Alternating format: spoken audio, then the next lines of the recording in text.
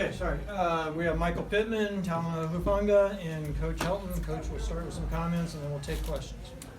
Good win for our football team, another good road Pac-12 win, and really proud of the kids. I thought they had a tremendous week of preparation.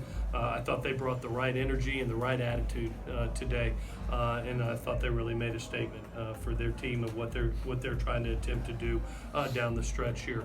There were some big playmakers all over the place. We had the game ball in there. I really couldn't give it to one guy.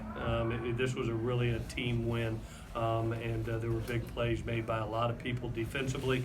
I was nervous coming into the game. I thought Cal had done a wonderful job against Washington State the week before, and I thought defensively they really set the tone, especially that third quarter coming out and doing what they did. Offensively, couldn't be more proud of how we operated as an offense.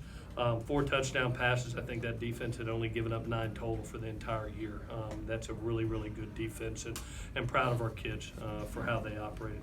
With that, we'll take any questions that you have. It was Keaton's third 400-yard game in the last 4 weeks. What's he showing you here the second half of the season? My favorite number is that 0 interceptions.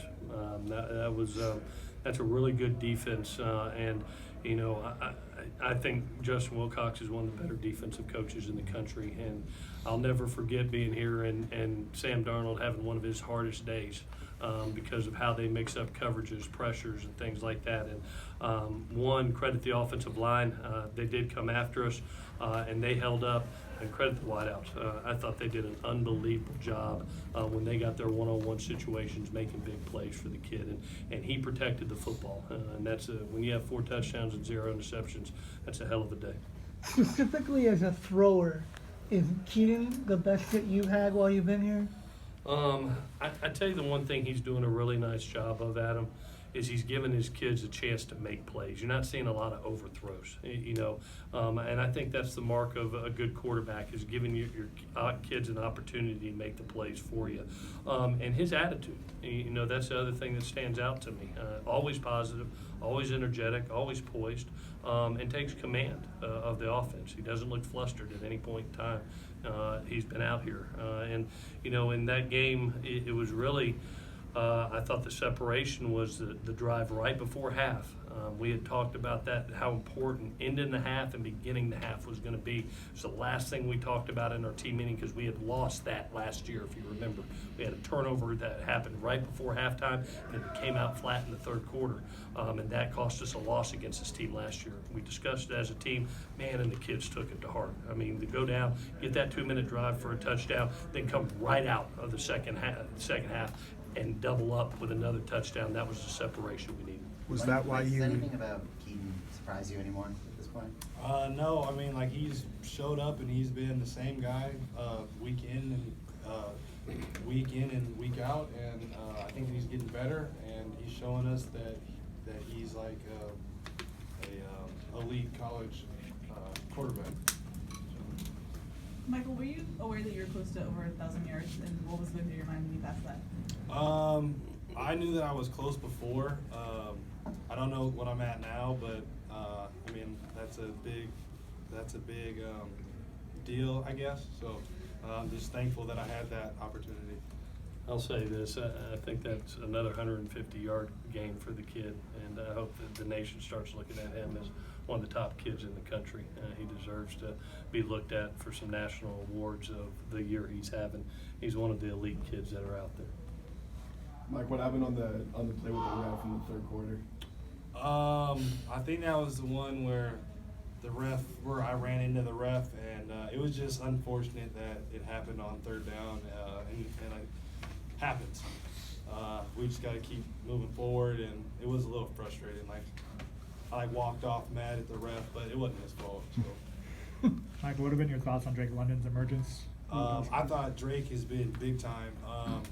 I actually talked to him after that Washington game when he didn't make that tough catch, and I kind of just challenged him, and he has came out and played great, especially for being so young, and he still has a lot of time left here, and I'm just looking for him to do great things. Does Drake remind you of anyone, Coach? I tell you, he's a unique body because he's a 220-pound man that's 6'5", and his catch radius is unbelievable. Terrific hands, but we've seen him, for that tall a man and be able to go down and catch the ball, get up and catch the ball. His catch radius is just amazing. And here's a kid that all of a sudden, about game 5 or 6, the lights started clicking for him, and he's really come on down the stretch. We're proud of the kid. Early this season, a number of passes his way went for picks, not assigning blame to whoever, but what was the biggest thing you've seen change in him since then and kind of finishing plays and maximizing? Who is that? Drake. Oh, Drake. I think a confidence level happens for everybody. About 4 games ago, he had a little bit of a breakout game. And you could see his confidence level pick up in practice. You could see his confidence level pick up in games. And now he expects to make those plays. He expects to, that play he made that early in that first half was a big play for us. That was a 3rd down play where we're going to have to punt the ball from backed up, and all of a sudden he goes over top of another DB like he did last week and come down with it. He's playing above the rim right now. It's great to see. Talanoa, the Cal offense was able to move pretty easily there on the first drive of the game. What did you have to change anything to slow them down the rest of the game? We just had to focus on the run game. Make sure we stop the run game, force them to throw. But we just had to adjust. I think that's the whole model of it. We just gotta relock in, and I think that's what we did when we came to the second series. Throughout the year, you always elected to take the ball first. What was the change of action for this game? I challenged our kickoff coverage team as well as our defense that I wanted them to be able to set the tone tonight. And we said it in our team meeting that if we had the opportunity to win the toss, that we were going to defer.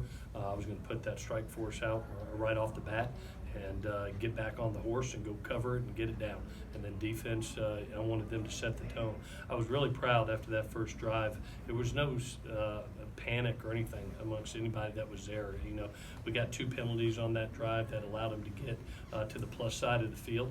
Everybody took a deep breath and said, okay, hey, this is what's happened. Let's go to the next drive. And from that point on, I thought defensively they had a heck of a night. After that first drive, were you second guessing yourself?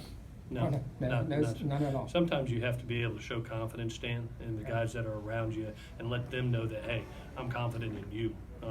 It may not have paid off for the first drive, but you know what? It paid off for the game.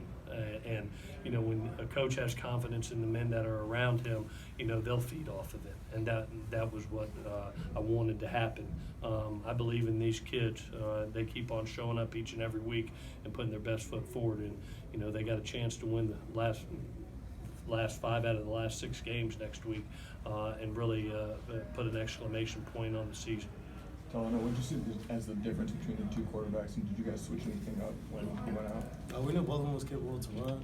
We knew both of them had a threat that they were able to get out of the pocket and make plays. We just try to collapse the pocket, try to do our part, and kind of force turnovers. And so at the end of the day, we're just trying to get the ball back into the offensive hands so they can make great plays.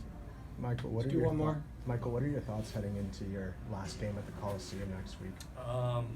I haven't really thought about it. It's just happening so fast, and I'm just so blessed to be part of this team and part of this brotherhood that I can't see it ending. So I don't really want to think about it yet. So. Already got